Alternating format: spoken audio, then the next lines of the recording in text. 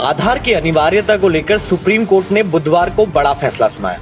हालांकि कोर्ट ने आधार की वैधता को तो बरकरार रखा है, लेकिन इसके साथ ही ये भी साफ कर दिया है कि आधार कहां जरूरी है और कहां जरूरी नहीं है। इतना ही नहीं, कोर्ट ने कुछ मामलों में आधार की अनिवार्यता को सिरे से खारिज किया है।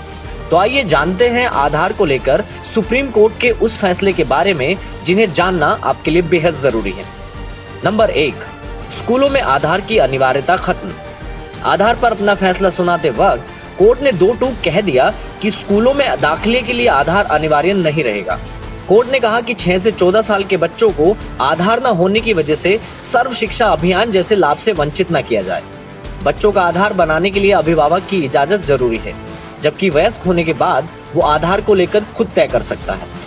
नंबर 2, मोबाइल नंबर से आधार लिंक गलत। अगर आपको मोबाइल कंपनियों की ओर से अपने नंबर को आधार से लिंक कराने के मैसेज आ रहे थे, तो अब आपको इससे हमेशा के लिए छुटकारा मिलने वाला है, क्योंकि सुप्रीम कोर्ट ने आधार से मोबाइल को लिंक करने की अनिवार्यता खत्म कर दी है। कोर्ट ने मोबाइल नंबर को आधार से लिंक करने को अवैधानिक बताया है। नंबर 3, बैंक से आधार लिंक जरूरी नहीं। मोबाइल नंबर की तरह अब बैंक अकाउंट को भी आधार से लिंक कराने की अनिवार्यता खत्म हो गई है।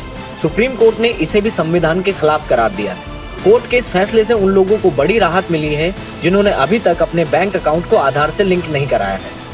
नंबर 4, CBSE, NEET, UGC में आधार जरूरी नहीं। सुप्रीम कोर्ट ने CBSE, NEET और UGC आदि में आधार को गैर जरूरी करार दिया है।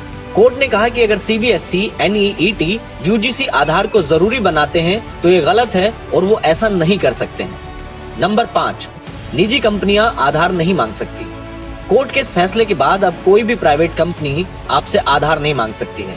कोर्ट के फैसले के बाद अब प्राइवेट पार्टी आपका डेटा नहीं देख सकती है। इंडिया न्यूज वायरल की रिपोर्ट।